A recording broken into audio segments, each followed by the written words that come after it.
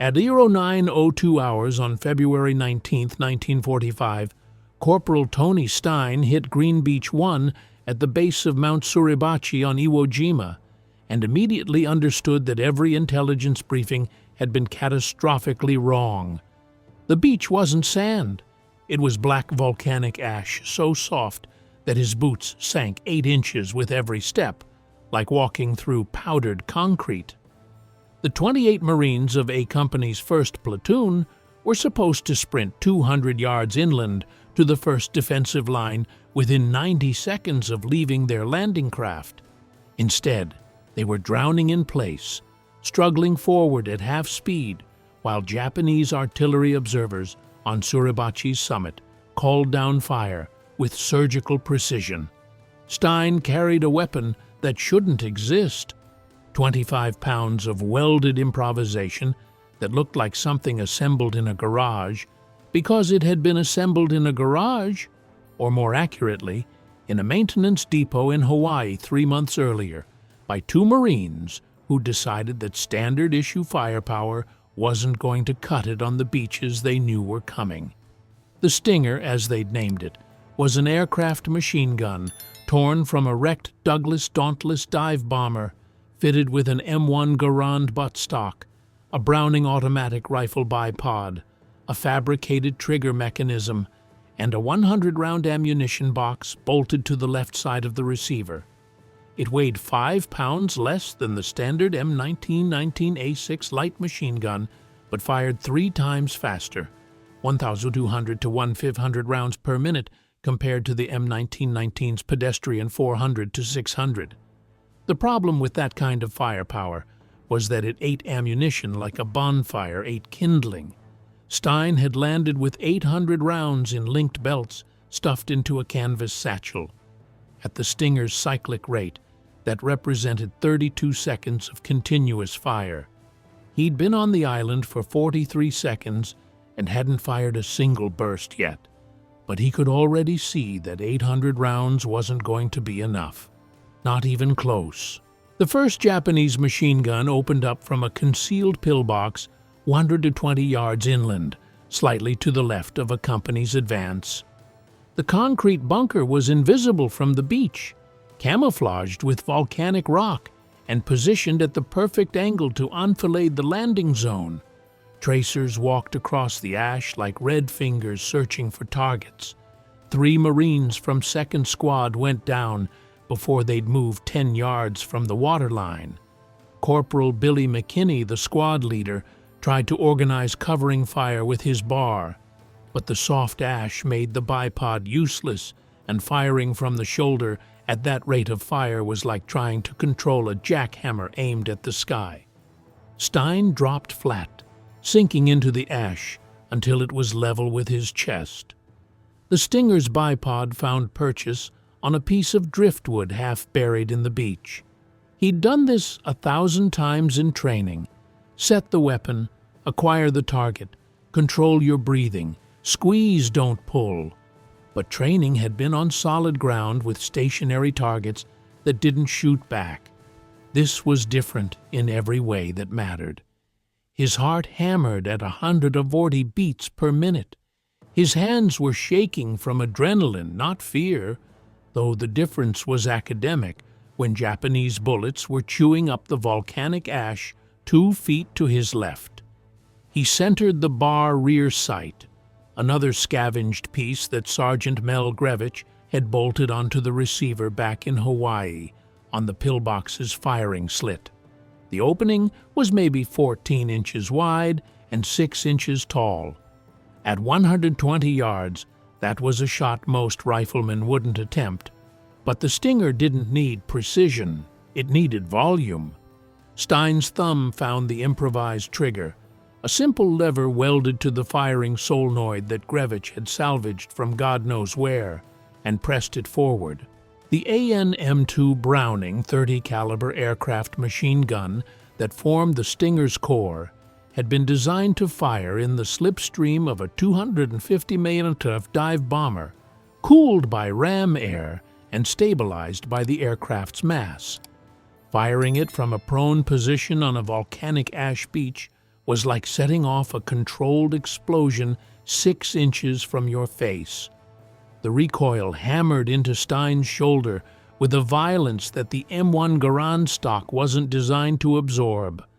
The muzzle blast threw up a cloud of ash that obscured everything forward of the bipod.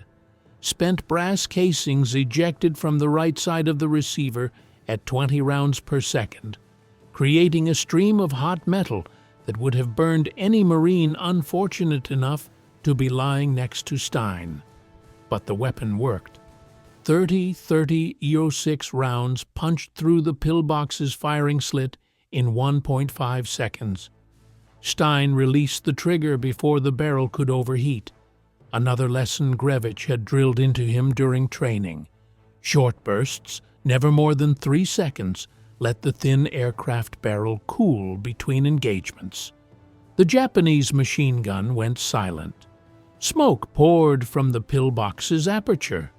Stein didn't know if he'd killed the crew or just suppressed them, but it didn't matter. His squad was moving again, using the silence to gain another 30 yards inland. Lieutenant Keith Wells, the platoon commander, appeared at Stein's left elbow.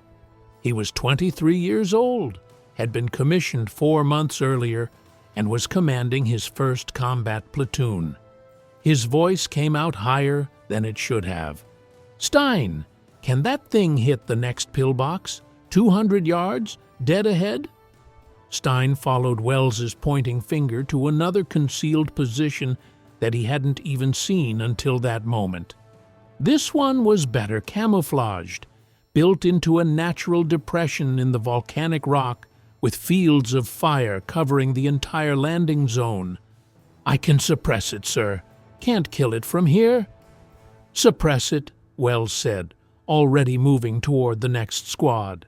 Stein rotated the Stinger 15 degrees right, found the second pillbox in his sights, and opened fire. 3-second burst. The weapon's terrifying rate of fire made it sound like someone was tearing a giant piece of canvas.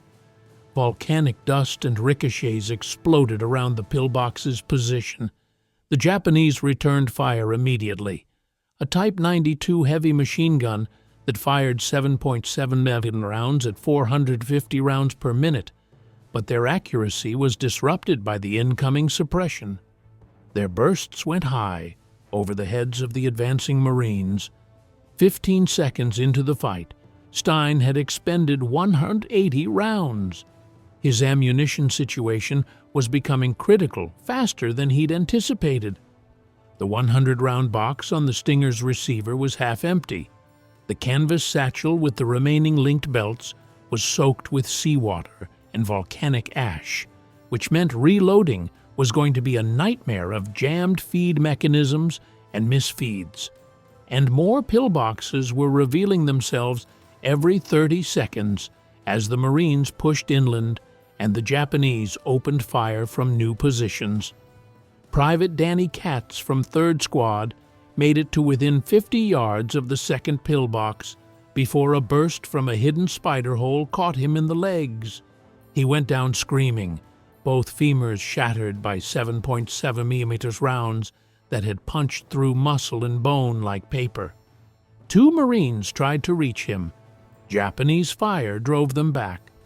Katz was lying in the open, bleeding into the volcanic ash, 50 yards from cover and 180 yards from the beach where Navy corpsmen were setting up aid stations.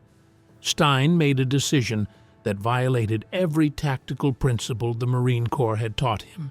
He stood up, not crouching, not running in a low tactical shuffle, but standing fully upright with the Stinger cradled at his waist, walking toward the pillbox like a man taking a morning stroll through a park. Every Japanese position that could see him opened fire. Tracers converged on his position from 3 different angles. Volcanic ash erupted around his boots. Something, shrapnel or a ricochet, tore through his trouser leg without touching skin. He fired the Stinger from the hip as he walked, holding down the trigger in a sustained burst that drained the remaining 50 rounds from the receiver box in 2.5 seconds. The recoil tried to drive the muzzle skyward. Stein muscled it down, using his body weight and the weapon's own bulk to keep it roughly level. He wasn't aiming at anything specific. The entire point of the exercise was to stand in the open and be such an obvious, threatening target that every Japanese position would reveal itself by shooting at him. It worked. Muzzle flashes erupted from positions Stein hadn't known existed. Spider holes, concealed rifle pits, camouflaged machine gun nests built into the volcanic rock. In the 5 seconds it took him to empty the Stinger's magazine while walking toward Katz's position, the Japanese defensive network lit up like a Christmas tree. Lieutenant Wells, watching from 40 yards back, saw everything. He was already calling coordinates into his radio handset, directing naval gunfire onto the newly revealed positions. Stein reached Kate's, dropped to one knee, and slung the empty Stinger across his back. The private was going into shock, his face gray, blood pooling in the volcanic ash beneath his legs. Stein grabbed him by the harness straps and hauled him upright in a fireman's carry. 220 pounds of marine, equipment, and wounds across his shoulders. Then he started walking back toward the beach, moving at a pace somewhere between a jog and a stumble while Japanese machine guns tried to kill them both. He made it 60 yards before his left boot hit something solid buried in the ash, and he went down hard, Katz's weight driving him face first into the volcanic grit. The fall probably saved both their lives. A burst from the Type 92 heavy machine gun passed through the space where Stein's head had been 1 second earlier. He lay there for 5 seconds, tasting blood and volcanic ash, listening to Katz moan into his ear, while tracer rounds snapped overhead close enough that he could feel their heat. Then he got up and kept walking. The beach was 140 yards away. Navy corpsmen saw him coming and ran forward to meet him. 2 hospital corpsmen second class, who were too young to be doing what they were doing, but were doing it anyway, because that's what corpsmen did. They grabbed Katz from Stein's shoulders, dragged him behind a wrecked LVT, landing vehicle tracked, that was serving as impromptu cover, and started working on his legs with tourniquets and pressure dressings. Stein knelt in the ash, breathing hard, while his vision tunneled and his hands shook with adrenaline crash. One of the corpsmen, his name tape said Morrison, grabbed Stein's shoulder. "You hit?" Stein shook his head. "Just need ammo." Morrison pointed toward a supply dump 30 yards down the beach, where Marines were unloading crates from landing craft under sporadic Japanese artillery fire. "They got 30 cal belts, but you better move fast. The Japs got this whole beach ranged." Stein ran toward the supply dump, shed his helmet and boots to reduce weight and increase speed, and grabbed 2 canvas satchels loaded with linked 30 Dortsox ammunition, 400 rounds total. Another 20 seconds of sustained fire if he was careless, or 2 minutes of controlled bursts if he was smart. He slung both satchels across his chest, started back toward his unit, and saw another Marine lying in the open. This one was closer to the fighting, only 80 yards from a company's current position, which had advanced maybe 150 yards inland while Stein was making his ammunition run. The Marine wasn't moving. Stein couldn't tell if he was dead or wounded. He detoured toward the body, keeping low this time because Japanese attention was focused on A Company's advance, and standing upright would just get him killed for no tactical gain. The Marine was alive, barely, with a sucking chest wound that bubbled pink froth every time he tried to breathe. Stein grabbed him by the harness and dragged him back toward the beach, moving in a half-crouch, that destroyed his lower back and made his quadriceps scream after 40 yards.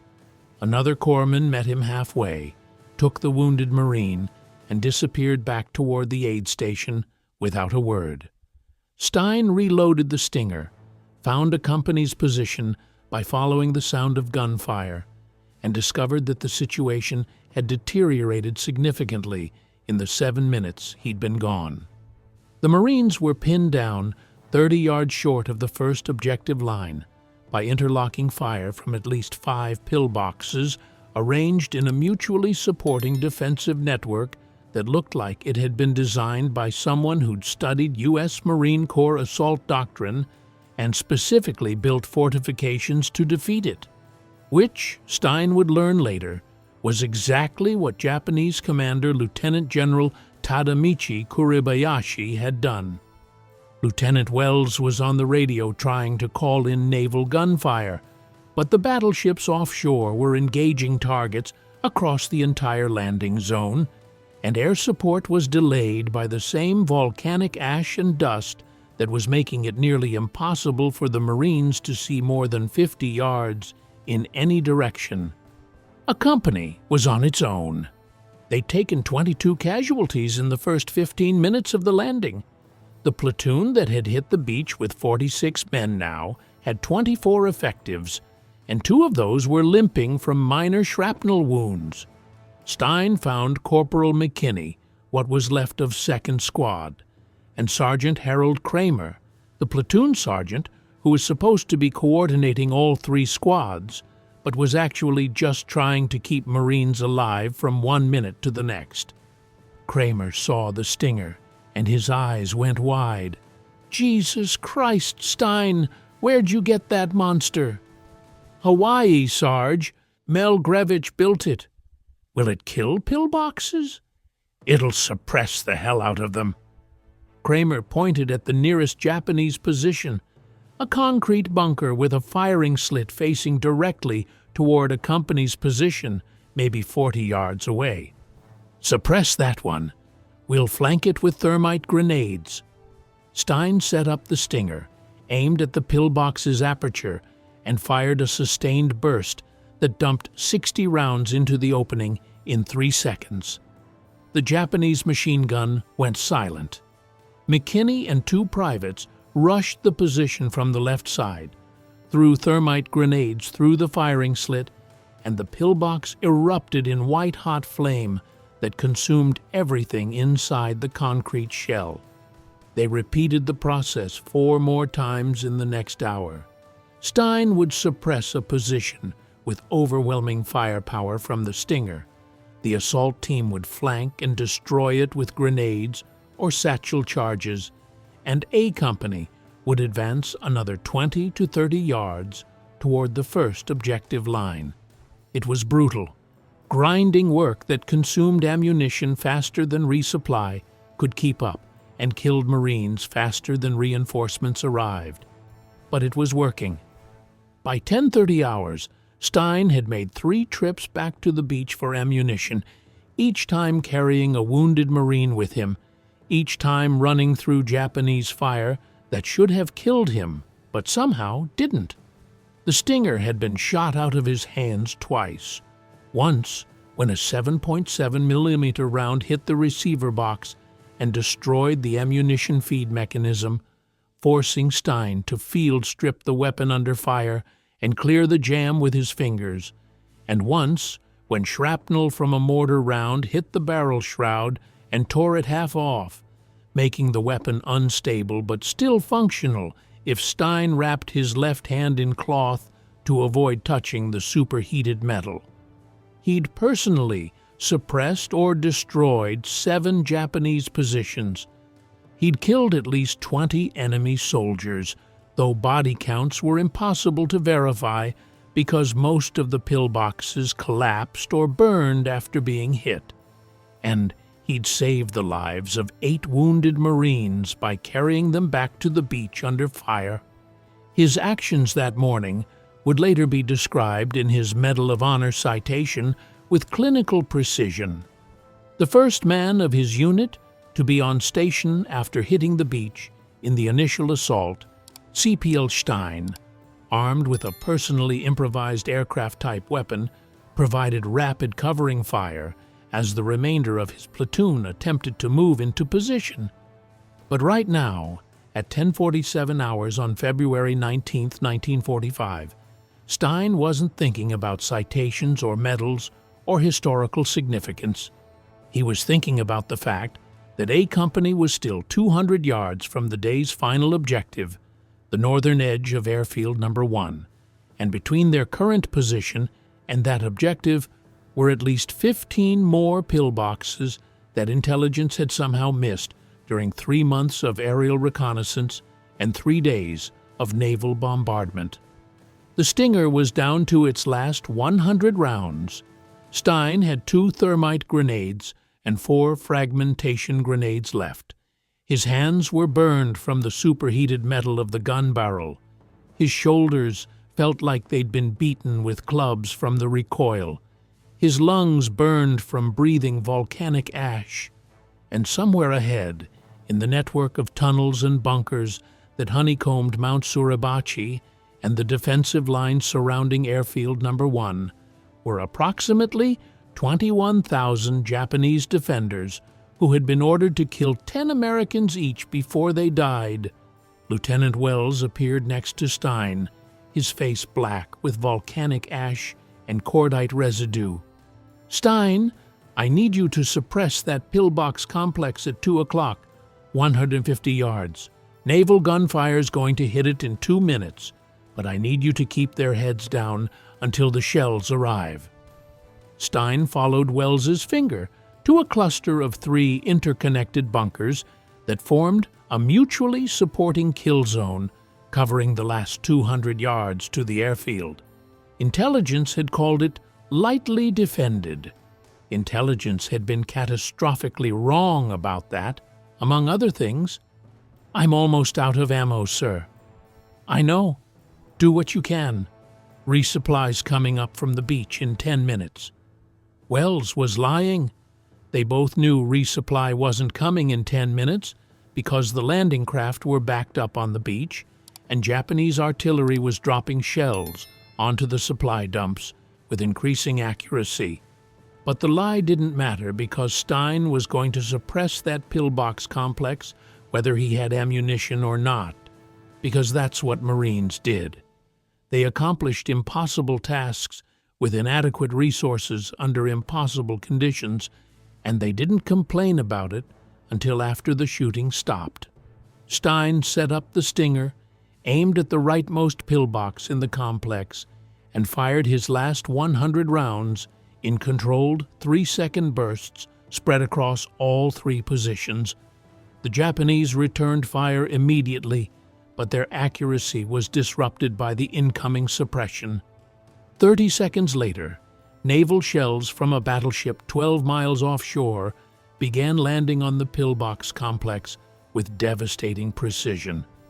Each shell weighed 2,700 pounds and hit with enough force to collapse concrete bunkers and vaporize anything inside them. But the bombardment didn't destroy all 3 pillboxes. It destroyed 2. The third, built into volcanic rock with reinforced concrete walls 4 feet thick, survived the barrage and immediately opened fire on A Company with renewed intensity. Wells grabbed Stein's shoulder. "We need to take that position now!" Stein looked at the pillbox, then at the empty Stinger, then back at Wells. "I'm Winchester, sir. No ammo." "Then leave the gun. Grab a rifle and come with me." What happened next would define the rest of Tony Stein's war, which would last exactly 10 more days. Stein left the Stinger behind a wrecked amphibious tractor and grabbed an M1 Garand from a dead Marine whose name tape read Sullivan. The rifle's stock was cracked and the barrel was fouled with volcanic ash, but the action still cycled when Stein worked the bolt.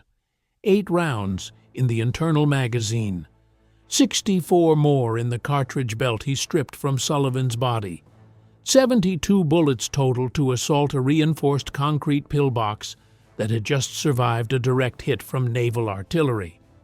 Lieutenant Wells assembled an assault team in the cover of a collapsed bunker 30 yards from the target. 5 Marines total, which was 3 fewer than doctrine required for a pillbox assault, but 3 more than Wells had available. Corporal McKinney with his bar, down to his last 2 magazines. Private First Class Jimi Hendrix, with a flamethrower that weighed 70 pounds and had enough fuel for 8 seconds of continuous fire. Private Ray Jacobs, with a satchel charge containing 20 pounds of composition explosive. Private Tom Morrison, with an M1 carbine and a glazed expression that suggested he was operating on pure adrenaline and would collapse the moment the shooting stopped. And Stein with Sullivan's rifle and no illusions about his chances of surviving the next 5 minutes. Wells laid it out quickly because there wasn't time for elaborate planning, and the Japanese in that pillbox had probably already seen them gathering. McKinney suppresses the firing slit. Hendricks moves up the left side, hits them with the flamethrower. Jacobs plants the satchel charge if Hendricks doesn't finish them. Stein and Morrison, your security. Anything that moves from those spider holes, you kill it. We go in 30 seconds. Nobody asked questions. Nobody suggested alternatives. This was Iwo Jima on D-Day, February 19, 1945, and the only way off this beach was through every pillbox, bunker, and spider hole that stood between A Company and Airfield No. 1. McKinney opened fire first, the bar hammering out controlled bursts that walked tracers across the pillbox's firing slit and forced the Japanese crew to pull back from their Type 92 heavy machine gun. Hendricks moved left in a crouching run that was faster than it should have been, considering he was carrying 70 pounds of flamethrower, hose, and ignition system. Stein and Morrison moved right, splitting their attention between the pillbox and the volcanic rocks surrounding it, where spider holes might hide individual Japanese soldiers with grenades or rifles. The spider hole opened 10 feet from Stein's position. A Japanese soldier emerged with a Type 90 hand grenade, a fragmentation weapon with a 7-second fuse that could kill everyone within a 20-foot radius. Stein fired the M1 Garand from the hip. No time to aim properly, just point and shoot muscle memory from 1,000 training repetitions at Camp Pendleton. The first round hit the Japanese soldier in the chest. The second hit him in the throat. He dropped the grenade as he fell. Stein dove away, pulling Morrison down with him, as the grenade detonated with a sharp crack that threw volcanic ash and shrapnel in every direction, but somehow missed both of them.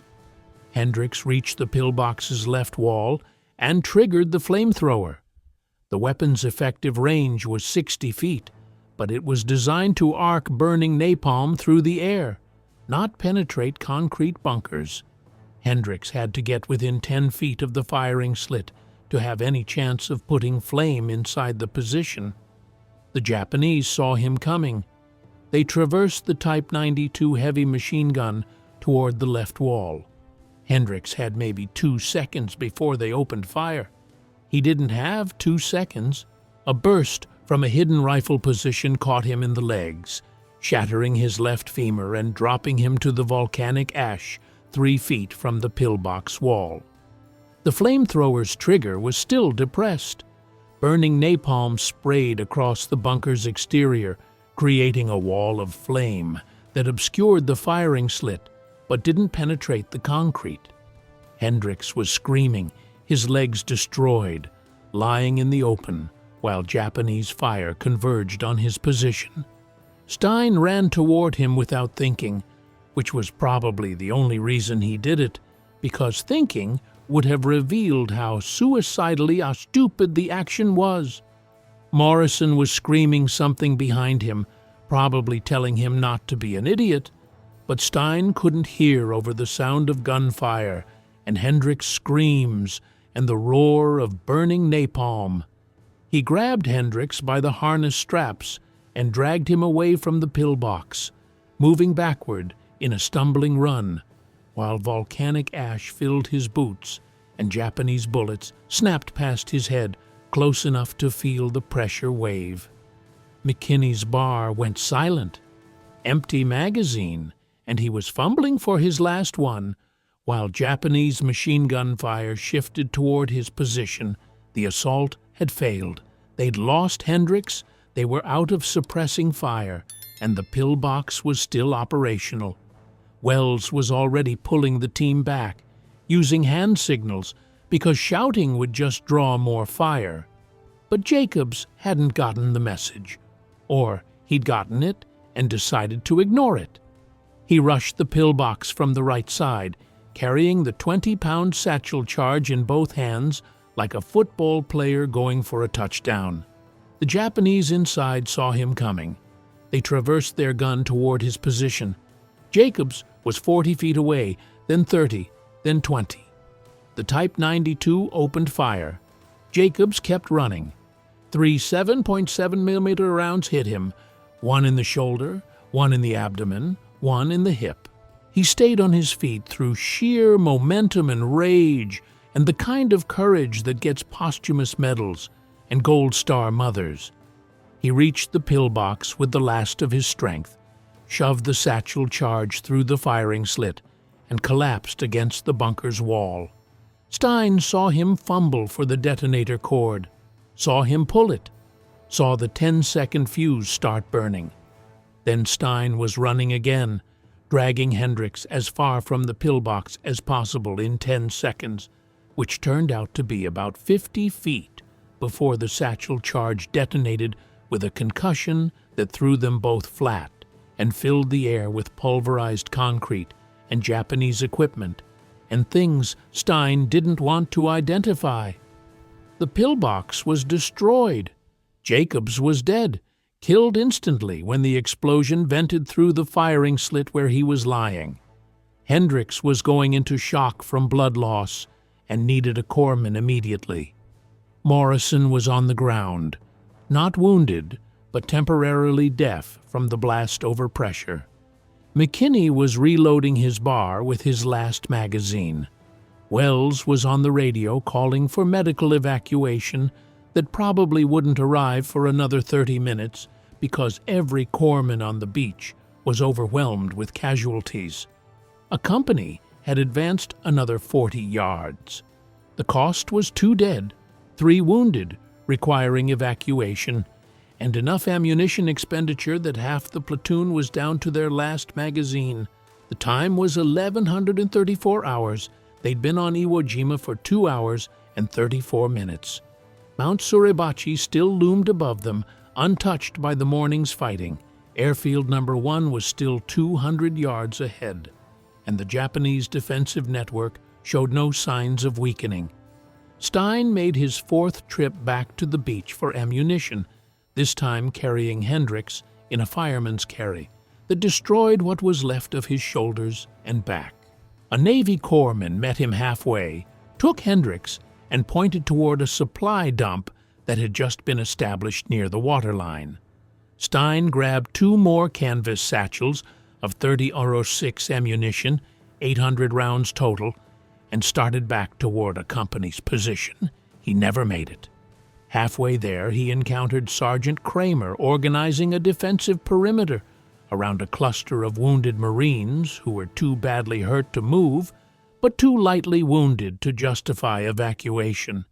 6 men who needed security while they waited for transport back to the beach. Kramer saw Stein and the ammunition and made the calculation.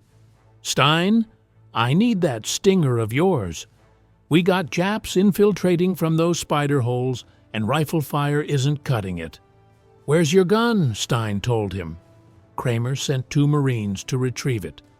10 minutes later, the Stinger was back in Stein's hands, reloaded with a fresh belt, the damaged barrel shroud field repaired with wire and tape.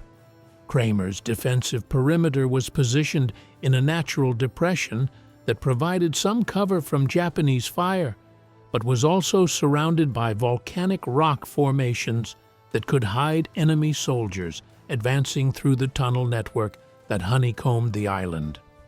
The first infiltration attempt came at 1207 hours. 3 Japanese soldiers emerged from a hidden tunnel entrance 40 yards from the perimeter, carrying Type 99 rifles and grenades. Stein saw movement, identified targets, and opened fire with the Stinger before they could throw their grenades. A 3-second burst, 45 rounds, and all 3 soldiers were down. The grenades detonated where they'd dropped them, collapsing the tunnel entrance and creating a secondary explosion that suggested the Japanese had been storing ammunition inside. The second infiltration came 15 minutes later from a different angle. 5 soldiers this time, better organized, using fire and movement tactics that suggested they were experienced infantry, rather than the poorly trained garrison troops that intelligence had promised would be defending Iwo Jima. Stein suppressed them with sustained fire, while the Marines in the perimeter finished them with rifles. 2 more infiltration attempts followed in the next hour, each one beaten back by the Stinger's overwhelming firepower and the Marines' desperate determination not to be overrun. By 1430 hours, Stein had fired approximately 2,000 rounds through the Stinger. The barrel was overheated to the point where it was glowing dull red, and the wooden handguard had scorched black. The receiver was fouled with carbon buildup from sustained firing. The bipod legs had bent from repeated recoil stress. The weapon was falling apart, but it was still functional enough to keep firing 3-second bursts that sounded like industrial machinery tearing itself apart. Kramer finally got orders to move the wounded back to the beach. Stein made his 5th ammunition run, carrying a Marine with a sucking chest wound who kept trying to apologize for being heavy. The corpsmen at the beach aid station looked like they'd been working in an abattoir, their hands and uniforms covered in blood, their faces showing the 1,000-yard stare that came from watching too many young men die from wounds that might have been survivable if this had been anywhere, except a volcanic rock island 800 miles from the nearest proper hospital. Stein grabbed more ammunition, his hands now blistered and bleeding from handling the hot weapon and rough canvas satchels, and headed back toward A Company. He found them dug in 200 yards from the beach, still 100 yards short of Airfield No. 1, in fighting positions so shallow they barely qualified as foxholes. Lieutenant Wells had been wounded, shrapnel from a mortar round that had torn through his left arm and required evacuation. The platoon was now commanded by Sergeant Kramer, who'd been a squad leader that morning and was now responsible for 23 Marines and a section of the line that was supposed to be held by an entire platoon. The Japanese counterattacked at 16:15 hours, not with a banzai charge as they'd done at Guadalcanal and Tarawa, but with coordinated small unit tactics designed to probe for weaknesses and exploit gaps in the Marine line.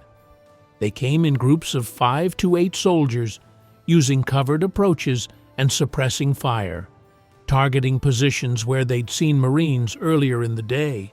A company sector took 3 separate probes in 30 minutes.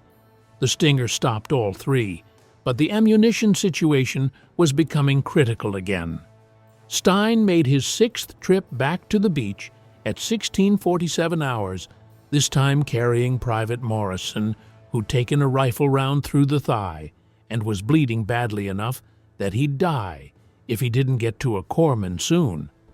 The beach had changed dramatically since morning. What had been chaos was now organized chaos. Supply dumps established, medical tents erected, command posts functioning. But the casualty rate was staggering.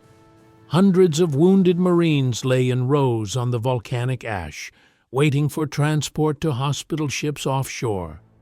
The corpsmen were triaging, sorting the savable from the unsavable, the urgent from the walking wounded.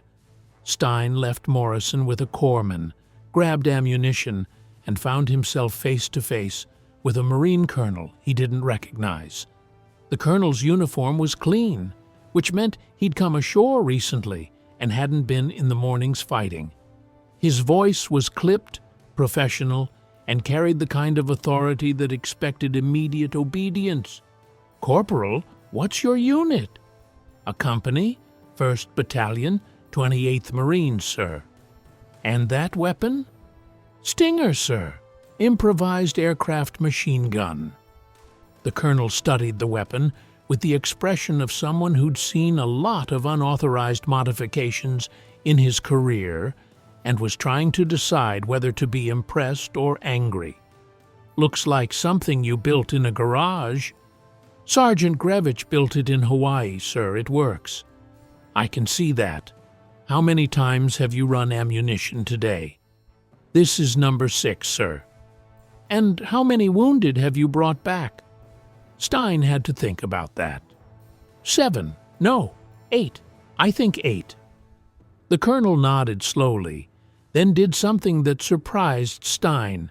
He extended his hand. "Corporal, I don't know your name, but I'm watching Marines do impossible things today, and you're at the top of that list. Keep doing what you're doing. Stay alive. That's an order." They shook hands. The colonel walked away toward the command post. Stein never saw him again and never learned his name, but he thought about that handshake later when he was trying to understand why some Marines survived Iwo Jima and others didn't, and whether there was any logic to it or whether it was just random chance and volcanic ash. 7th ammunition run at 17:34 hours. Another wounded Marine, this one with burns from a flamethrower accident. The Stinger was barely functional. The receiver was loose, the bipod was held together with wire, and the barrel was so fouled that Stein had to clear a jam after every third burst. But it still fired, and that was enough. 8th run at 18:12 hours as the sun began setting over Iwo Jima, and the temperature dropped 10 degrees in 20 minutes. The wounded Marine this time was Corporal McKinney, hit by a sniper round that had shattered his collarbone and exited through his back without hitting any vital organs. He was conscious enough to talk. "Stein, you're going to get yourself killed running back and forth like this." "Probably." "Then why keep doing it?" Stein didn't have a good answer for that, so he didn't answer at all. By nightfall on D-Day, February 19, 1945, a company, 1st Battalion, 28th Marines had suffered 43 casualties out of the 96 men who'd landed that morning. They'd advanced approximately 300 yards inland and were still 75 yards short of their objective. Intelligence had predicted the beachhead would be secured by 1400 hours. Intelligence had been wrong about that, too. The 28th Marines spent the next 4 days fighting toward Mount Suribachi, while the Stinger changed hands between the 6 Marines who'd been trained to use it. Sergeant Mel Grevich, who'd built the weapon, was killed on D-Plow 2 by a mortar round that vaporized him and his Stinger simultaneously. The weapon Stein carried had belonged to one of the other 5, passed to him when its original operator was wounded and evacuated. By February 23rd, when the iconic flag was raised on Suribachi's summit, 3 of the 6 Stingers had been destroyed in combat, and the other 3 were so damaged they were barely functional. Stein was there for the flag raising, watching from 300 yards away while recuperating from the wounds he'd received during the assault on Suribachi itself. Shrapnel from a Japanese grenade had torn through his left arm and shoulder, and a Navy corpsman had ordered him evacuated to a hospital ship for surgery and recovery. He'd refused. The corpsman had insisted. Stein had refused again, more emphatically. By February 28th, he was back in the line with his arm in a sling and explicit orders from the battalion commander to stay in a command post position where he wouldn't get himself killed doing something heroic and stupid. Stein ignored those orders the same way he'd ignored most orders that didn't make sense to him. On March 1st, he volunteered to lead a 19-man patrol to reconnoiter Japanese positions near Hill 362, where Company A had taken heavy casualties and needed intelligence on enemy strength and disposition. The patrol moved out at 6:30 hours in heavy fog that reduced visibility to 50 yards. Japanese snipers were operating in the area, highly trained marksmen who'd learned to identify Marine leaders and weapon specialists by their behavior and equipment. Stein was carrying the Stinger again, which made him extremely identifiable as someone important enough to target. The patrol had advanced 200 yards when the sniper opened fire from a concealed position in the volcanic rock. The first round hit Stein in the chest, just below the collarbone, angling down through his left lung. The second round hit him in the throat. He was dead before he hit the ground. The 19 Marines in his patrol recovered his body under fire and brought him back to battalion lines. The Stinger, damaged beyond repair by the sniper rounds that had killed him, was left where it fell. Anthony Michael Stein died on March 1, 1945, 10 days after landing on Iwo Jima. He was 23 years old. He'd been married for less than a year. He'd grown up in Dayton, Ohio, as the son of Austrian Jewish immigrants who'd fled Europe to escape rising anti-Semitism. He dropped out of high school during the Depression to work in a machine shop, where he'd learned the metalworking skills that would later let him modify the Stinger and keep it functioning under combat conditions. He'd enlisted in the Marine Corps in 1942, trained with the elite Paramarines, and fought on Guadalcanal and Bougainville before Iwo Jima. His Medal of Honor citation read, in part, "The first man of his unit to be on station after hitting the beach in the initial assault, CPL Stein, armed with a personally improvised aircraft-type weapon, provided rapid covering fire as the remainder of his platoon attempted to move into position. When his comrades were stalled by a concentrated machine gun and mortar barrage, he gallantly stood upright and exposed himself to the enemy's view, thereby drawing the hostile fire to his own person and enabling him to observe the location of the furiously blazing hostile guns. Determined to neutralize the strategically placed weapons, he boldly charged the enemy pillboxes one by one and succeeded in killing 20 of the enemy during the furious, single-handed assault. Cool and courageous under the merciless hail of exploding shells and bullets which fell on all sides, he continued to deliver the fire of his skillfully improvised weapon at a tremendous rate of speed, which rapidly exhausted his ammunition. Supposedly, he made 8 trips back to the beach to procure ammunition, each time taking a wounded Marine with him. The citation was accurate as far as it went, but it didn't capture the reality of what Stein had done on February 19th and the days that followed. Numbers couldn't convey the physical exhaustion of making 8 ammunition runs while carrying wounded men through volcanic ash under enemy fire. Official language couldn't describe what it felt like to fire a weapon that was literally tearing itself apart from sustained use, or what went through Stein's mind when he stood up in the open to draw Japanese fire, or why he kept going back for more ammunition when he could have stayed on the beach where it was relatively safe. The medal was presented to his widow, Joan Stommel Stein, on February 19, 1946, exactly 1 year after he'd landed on Iwo Jima. The ceremony took place in the office of Ohio Governor Frank Lausch. Joan was 24 years old and had already remarried because that's what young widows did in 1946 when their husbands died in wars and the world kept turning without them.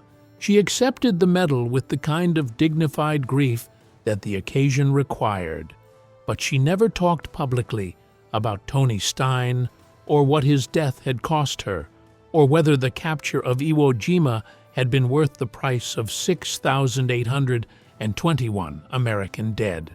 Stein was initially buried in the 5th Marine Division Cemetery on Iwo Jima, Plot 5, Row 6, Grave 1107. His body was exhumed in 1948 and returned to Dayton, Ohio, where it became the subject of a bitter dispute between his widow and his mother Rose over where he should be permanently interred. His widow wanted him buried in a Catholic cemetery because she'd converted before they married.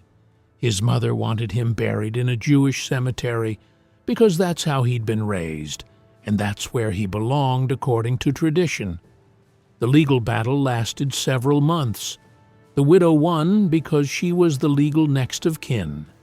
Tony Stein was buried in Calvary Cemetery in Dayton with full military honors on December 17, 1948. The stinger that Stein had carried on Iwo Jima didn't survive the war. None of the 6 weapons built by Sergeant Mel Grevich made it off the island intact. They were destroyed in combat, abandoned when their operators were killed or wounded, or simply wore out from sustained use under conditions they were never designed to endure. Modern efforts to recreate the weapon, based on historical photographs and written descriptions, have succeeded in building functional replicas, but the originals are gone, lost to history, like so many other improvised weapons that appeared, proved effective, and disappeared when the fighting moved on. The Battle of Iwo Jima officially ended on March 26, 1945, though Japanese holdouts continued fighting for months, and the last 2 soldiers didn't surrender until January 1949. American casualties totaled 26,038, including 6,101 killed. Japanese casualties were approximately 21,000 killed, with only 216 taken prisoner. The ratio of American to Japanese casualties was 1.25 to 1, making Iwo Jima the only Pacific battle where American casualties exceeded Japanese casualties. 27 Medals of Honor were awarded for actions on Iwo Jima, more than a third of all Medals of Honor awarded to Marines during the entire war. The strategic value of Iwo Jima remained controversial decades after the battle.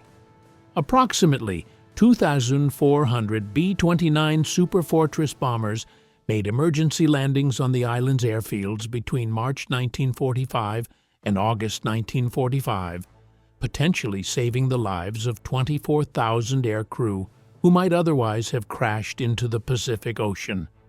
But post-war analysis suggested that most of these landings were routine refueling stops rather than genuine emergencies, and that the island's value as an airbase didn't justify the cost of capturing it.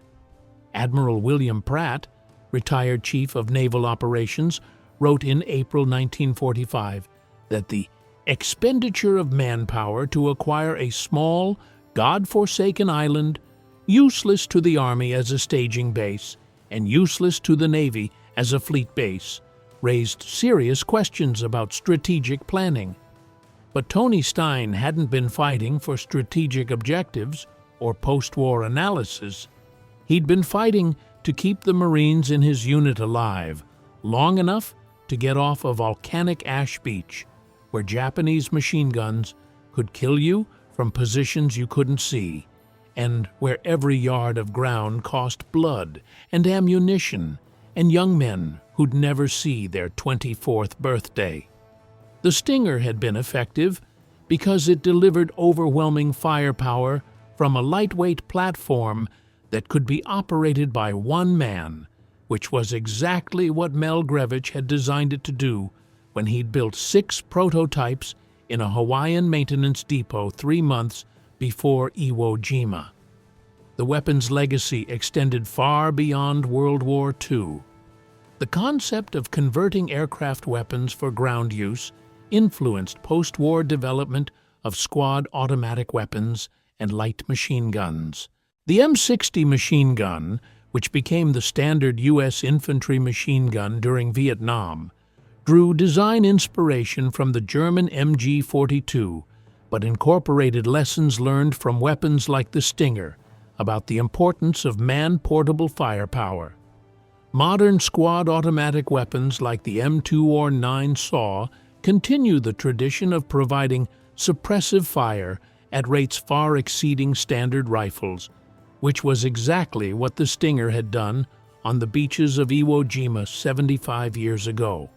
Tony Stein's Medal of Honor is displayed at the National Museum of the Marine Corps in Triangle, Virginia. His name appears on the Wall of Honor at the Ohio Veterans Memorial in Clinton County. A Navy Knox-class frigate, USS Stein, FF 1065, was commissioned in 1972 and served until 1992, when it was transferred to the Mexican Navy and renamed Arm Ignacio Allende. The Marine Corps dedicated the moving target simulator building at Camp Pendleton in his honor in 1989. But the most enduring legacy might be the example he set on February 19, 1945, when he hit Green Beach 1 with an improvised weapon built from salvaged parts and proceeded to do things that military doctrine said were impossible. 8 ammunition runs under fire, 8 wounded Marines carried to safety, 20 Japanese soldiers killed in single-handed assaults on fortified positions, and a willingness to stand in the open and draw enemy fire so his squad mates could locate Japanese positions and stay alive another day. The official Marine Corps history of Iwo Jima describes Tony Stein's actions as conspicuous gallantry and intrepidity at the risk of his life above and beyond the call of duty. That language is accurate but inadequate. What Stein did on Iwo Jima wasn't gallantry in the traditional sense of brave men doing heroic things. It was desperation and innovation, and the stubborn refusal to accept that good Marines should die because their weapons weren't adequate for the mission. Mel Grevich had understood that when he built the Stinger. Tony Stein had understood it when he carried the weapon on to Green Beach 1 and used it to suppress pillboxes that should have been immune to small arms fire. The 6,821 Americans who died on Iwo Jima understood it in the final seconds before they died, and the 63,000 who survived understood it for the rest of their lives, because that's what Iwo Jima was, a volcanic rock island where innovation and courage and improvised weapons sometimes made the difference between living and dying, and where a 23-year-old toolmaker from Dayton, Ohio, became one of the 27 Marines who earned the Medal of Honor by refusing to let their brothers die without doing everything humanly possible to save them. The black volcanic ash of Iwo Jima still contains fragments of the Stinger that Tony Stein carried on February 19, 1945. Metal shards and broken components buried under 75 years of wind and weather and the slow geological processes that reshape islands. Nobody's going to dig them up. Nobody needs to. The weapon did what it was designed to do, and the man who carried it did more than anyone had the right to expect, and that's enough.